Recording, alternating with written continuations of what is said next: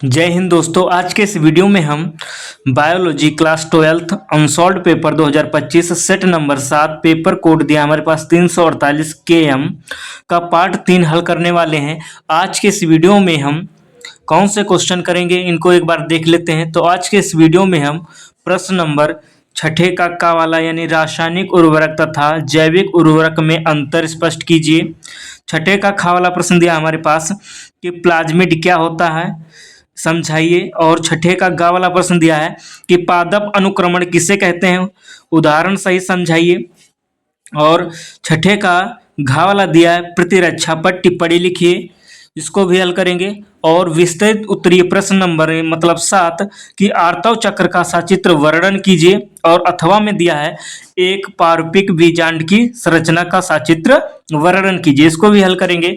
तो प्यारे बच्चों, यदि तुम्हें 70 में से 70 नंबर लाना है तो हमारे चैनल के साथ जुड़ जाइए, जिससे बायोलॉजी में आप लोग 70 में से 70 नंबर ला सकते हैं।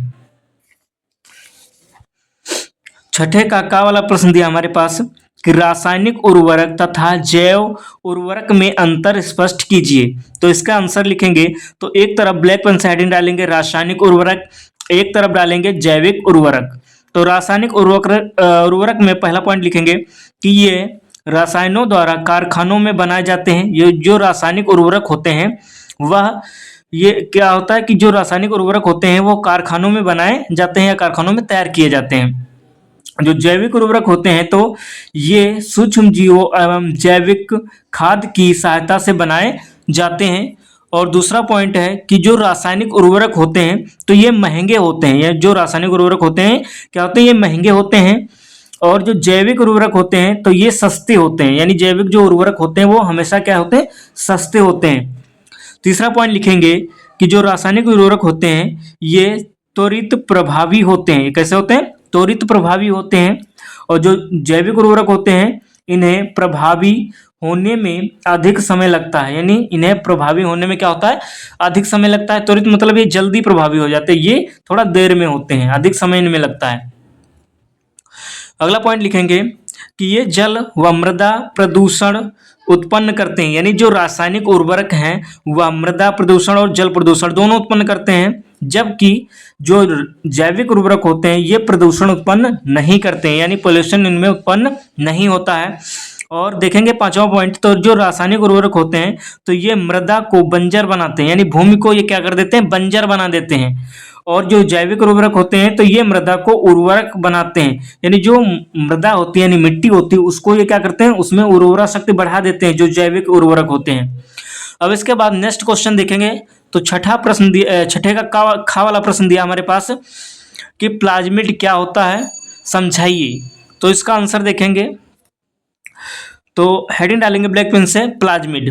तो जीवाणु कोशिका में वृत्ताकार डीएनए अणु यानी केंद्रकाभ न्यूक्लियाइड के अतिरिक्त कुछ छोटे छोटे डीएनए अणु पाए जाते हैं, इन्हें प्लाज्मिड कहते हैं। यानी जो ई कोलाई या बैक्टीरिया होता है उसमें एक क्या होता है, एक डीएनए मुख्य डीएनए होता है, लेकिन एक प्लाज्मिड डीएनए एक वृत्ताकार अतिरिक्त डीएनए पाया जाता है जिसे हम प्लाज्मिड कहते हैं। इनमें द्विकुंडलन की क्षमता होती है, यानी एक डीएनए से 2 डीएनए बन सकते हैं, यानी 2 से 4 बन सकते हैं, यानी उसमें द्विगुणन की क्षमता होती है। इन्हें जीवाणु कोशिका से अपकेंद्रण द्वारा पृथक कर लिया जाता है। इनका उपयोग वांछित जीन को जोड़कर पुनर्संयोजी डीएनए अणु का निर्माण करने के लिए किया जाता है।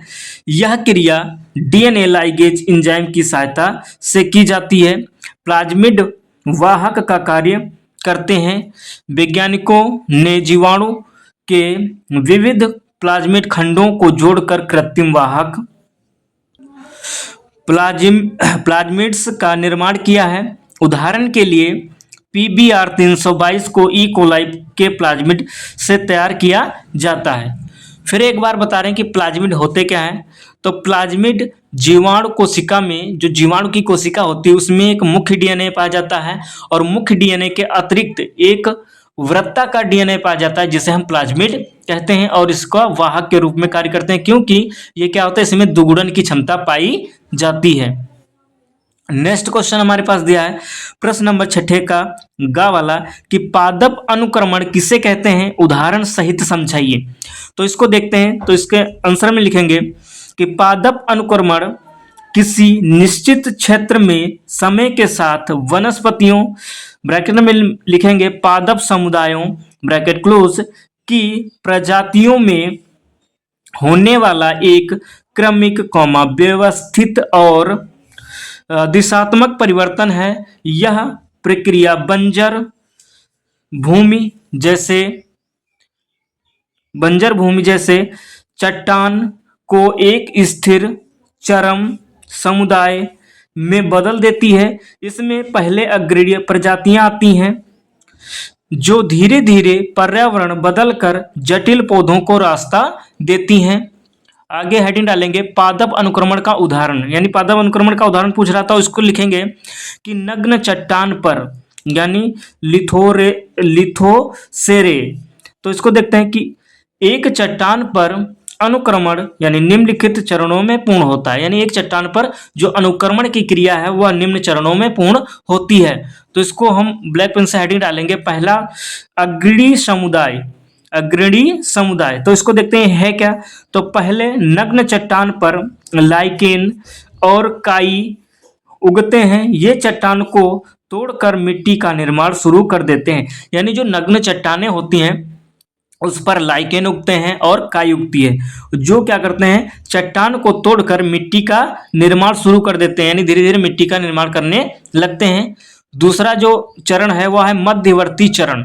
तो इसमें क्या होता है देखते हैं इसको कि मिट्टी बनने के बाद छोटी घास और जड़ी बूटियां उगती हैं। जब मिट्टी बन जाती है तो छोटी छोटी घास उगती है और जड़ी बूटियां उगने लगती हैं, जो आगे चलकर झाड़ियों में बदल जाती हैं। जो आगे चलकर कहाँ में बदल जाती हैं, झाड़ियों में बदल जाती हैं। तीसरा जो चरण है वह है चरम चरण। तो अंत में वहां बड़े पेड़ उग जाते हैं और एक घने जंगल यानी वन में बदल जाते हैं। यह 3 चरणों में क्या होता है पूर्ण हो जाता है। अगला क्वेश्चन हम देखेंगे प्रश्न नंबर 6 का घ वाला कि प्रतिरक्षा पर टिप्पणी लिखिए।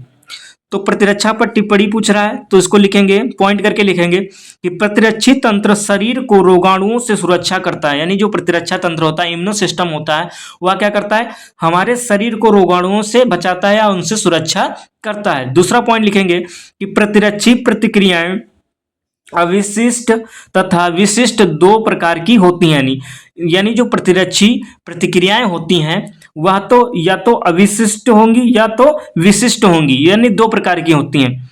तो तीसरा पॉइंट लिखेंगे अविशिष्ट प्रतिक्रिया के अंतर्गत श्वेत रुधिराणु रोगाणुओं का भक्षण करके उन्हें नष्ट कर देते हैं।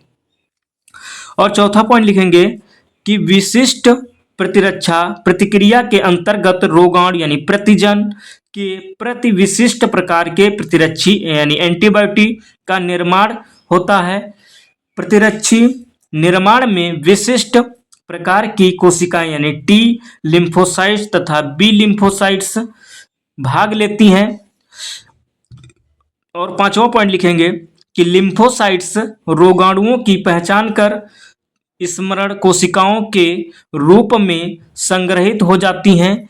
इनमें रोगाणुओं को पहचानने की क्षमता होती है। अगला 6ठा पॉइंट लिखेंगे कि प्रतिरक्षी तंत्र का अक्रिय तथा अधिक सक्रिय होना दोनों ही स्थितियां शरीर के लिए हानिकारक होती हैं। और 7वां पॉइंट लिखेंगे कि प्रतिरक्षी प्रतिक्रिया या तंत्र के कार्य न करने पर रोग का संक्रमण होता रहता है, यानी जब हमारे शरीर में प्रतिरक्षा तंत्र सही से काम नहीं करता है या सही से कार्य नहीं करता है तो हमारे शरीर में क्या हो जाता है रोग का संक्रमण हो जाता है, यानी रोग फैलने लगता है। अगला क्वेश्चन लिखेंगे 7वां प्रश्न जो दिया हमारे पास कि आर्तव चक्र का सचित्र वर्णन कीजिए। तो इसको देखते हैं कि आर्तव चक्र है क्या। तो इसमें लिखेंगे कि आर्तव चक्र रजोधर्म या मासिक चक्र, जिसे इंग्लिश में मेंस्ट्रुअल सर्किल या मंथली सर्किल कहते हैं, स्त्रियों में अंड जनन का संबंध रजोधर्म से होता है। रजोधर्म या मासिक चक्र हार्मोन्स द्वारा नियंत्रित होता है। औसतन इस चक्र में 20 दिन लगते हैं। इसे निम्न तीन प्रमुख प्रवस्थाओं में बांट सकते हैं, यानी इसे 3 प्रमुख प्रवस्थाओं में बांटा गया है या 3 प्रवस्थाओं में बांट सकते हैं। तो पहला है जो प्रवस्था है वह रजोस्राव प्रवस्था। रजोस्राव प्रवस्था, तो इसको देखते हैं क्या है इसमें। तो मासिक चक्र या रजोधर्म का प्रारंभ रक्तस्राव से होता है। यह लगभग 5 दिन तक चलता है। यह प्रोजेस्टेरॉन तथा एस्ट्रोजन हार्मोन्स की मात्रा के हो जाने से होता है। इस प्रवस्था में दोनों अंडाशय में लगभग 20 द्वितीयक पुट्टिकाएं आकार में बड़ी होने लगती हैं। और दूसरी प्रवस्था है क्या, पूर्व अंडो उत्सर्गीय प्रवस्था है, यानी प्री ओव्यूलेटरी फेज। तो इसमें होता क्या कि अंडो उत्सर्ग से पहले की प्रवस्था है, तो इसमें है क्या, तो देखते हैं।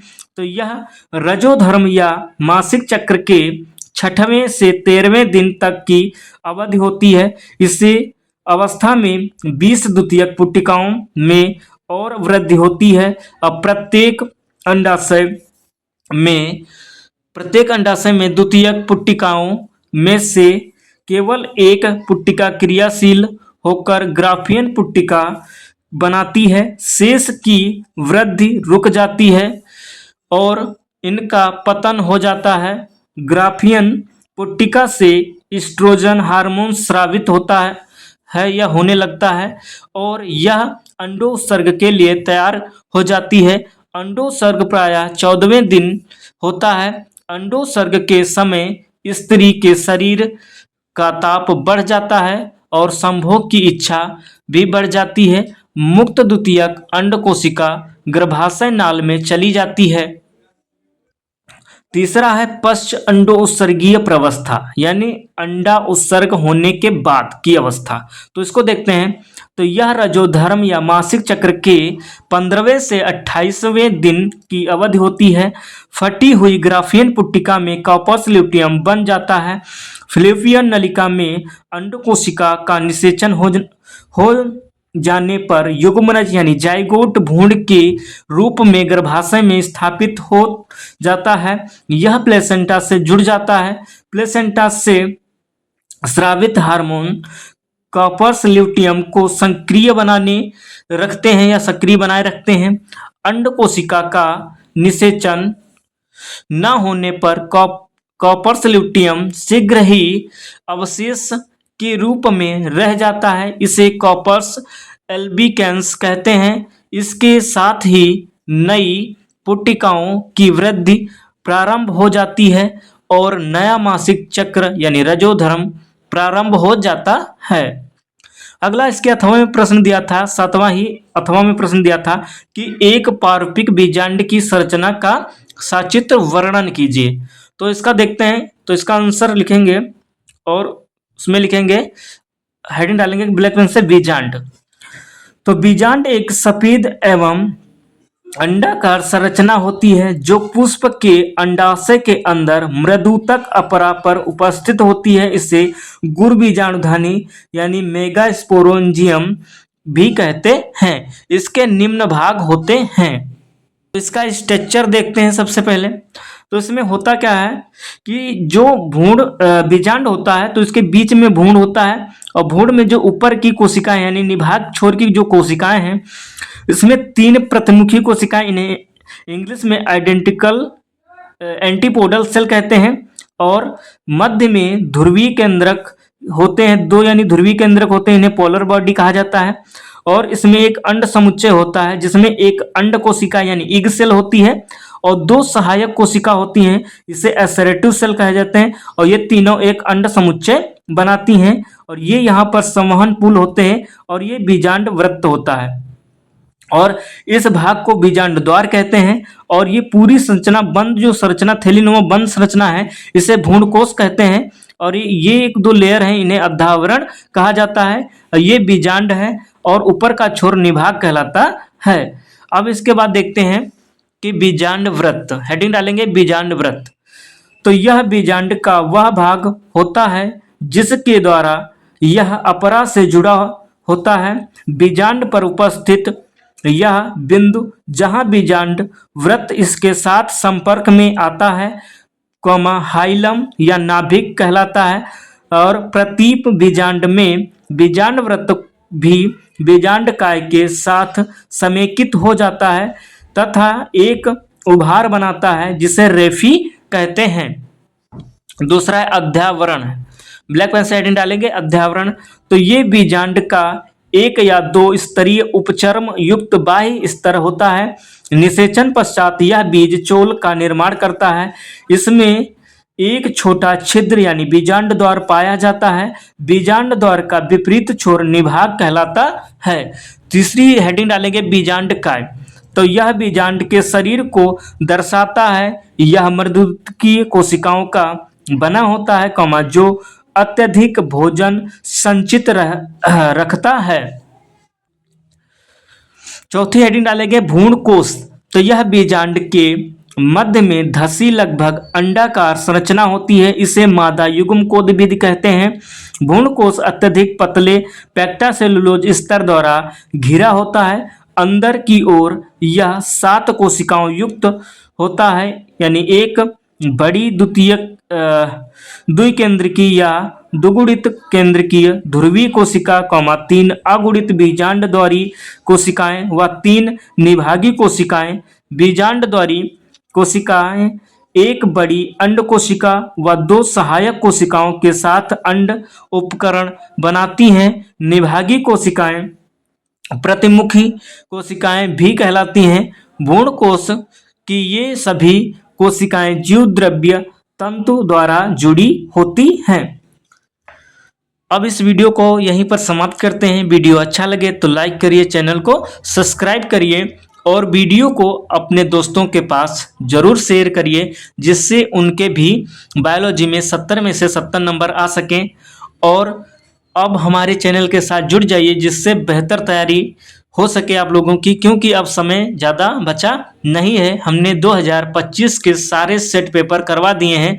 आप हमारे YouTube चैनल पर जाइए और सारे सेट पेपर एक एक करके देख लीजिए, जिससे आपको ज़्यादा से ज़्यादा बेनिफिट मिल सके। अब मिलते हैं नेक्स्ट वीडियो में, तब तक के लिए धन्यवाद।